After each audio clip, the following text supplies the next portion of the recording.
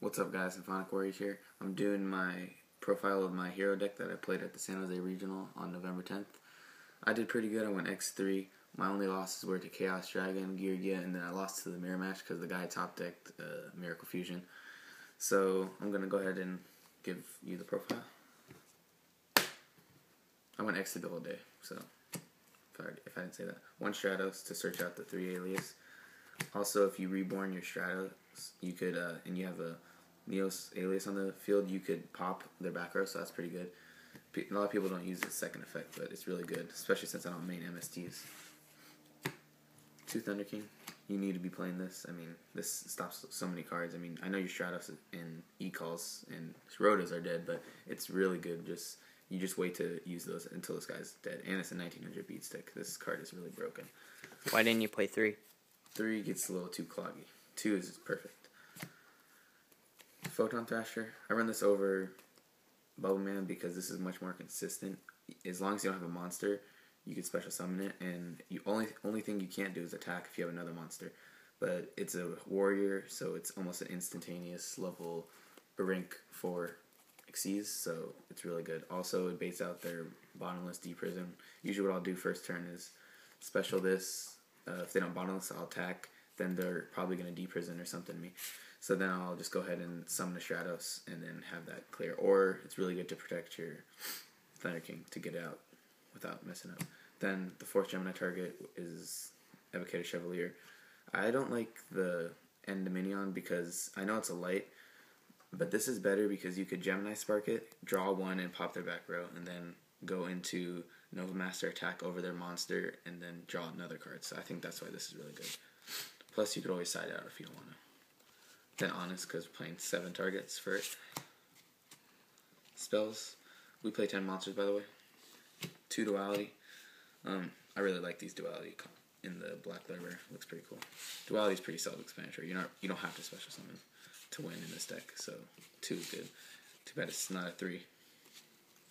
Only 1 E-Call.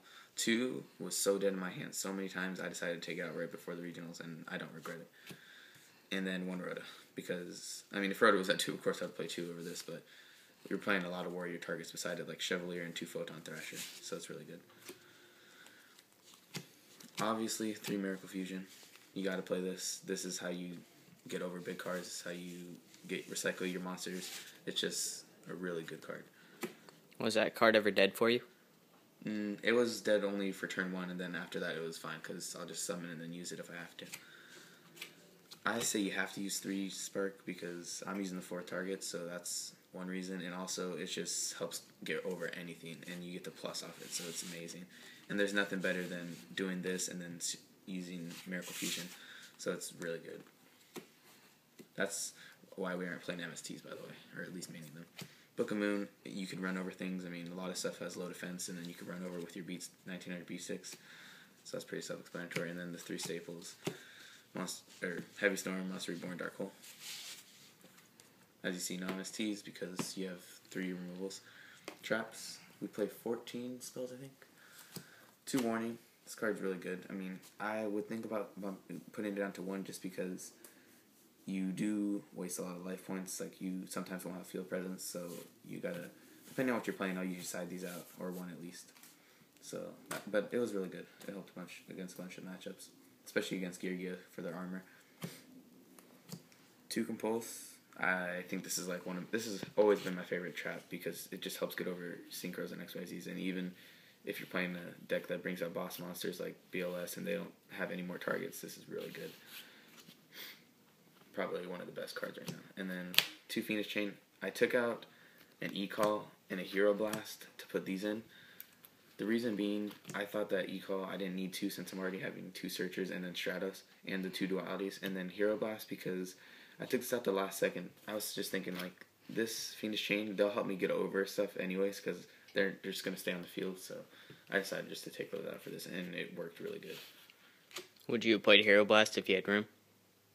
It depends. I mean, knowing now, probably not, because I mean, I played like 2 Chaos Dragons, so it wouldn't even helped.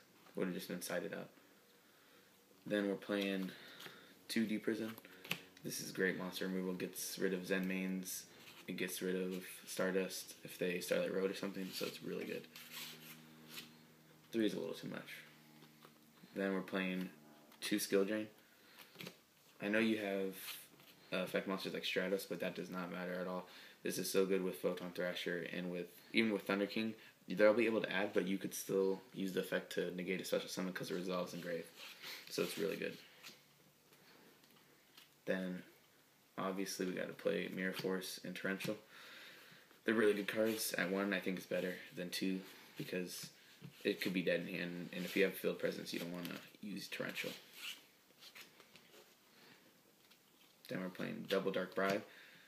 Only reason I'm using this is because I like to make them waste their life points and then activate this. They could draw one all they want, but if they like Solemn Warning my Miracle Fusion, I'm just gonna activate this, and then they're gonna have to pay 2,000. Then it's gonna get them down past half their life points, so it's really good. Starlight Road and Solemn Judgment. This card works so good. It allows you to set so confidently. Same with this, but this is like no cost, and you get to start this out. It's ridiculous. I sided this out a couple games because I knew that, like, especially against Chaos Dragons, I know they're inflicting a lot of damage, so you can't risk paying half your life points. So, yeah, they're both really good cards, though. Extra deck. Got our 2 tokens, even though I don't run Gores, but these are just cool. 2 Shining. You need Shining because it recycles your monsters. This card is probably the second MVP over Photon Thrasher, right beneath it. So this card is just a beat stick, and it's crazy when you get it out, which is like almost every game. 1 Ab-Zero because Atlanteans, and also in the side deck we played 2 Snowman Eater. So this card is really good. I cleared a whole field by crashing into Xian, and you couldn't negate, so because it's a monster. Gaia, it's really good. I mean, you side into a Maxi, so you could use that, or you could just get rid of their monster when you side in Super Polys. Great Tornado. This card is really underrated. It halves all their attacks and defense, so you could just run over basically anything. It gets over BLS too. Nova Master. This card is a beast. You get to draw one. It's automatic plus. Escuriado. I never went into this once, but when you do go into it, it's pretty good, especially against Dark Worlds. But I didn't play 1 Dark World. And then for the Xyz, 1 Gem Knight, because this thing is so underrated. This won me game before, and it's just a 26 beat stick. Maystroke, gets over annoying cards, and it's a Zen mains, basically, but doesn't pop. Utopia, I went into this a couple times.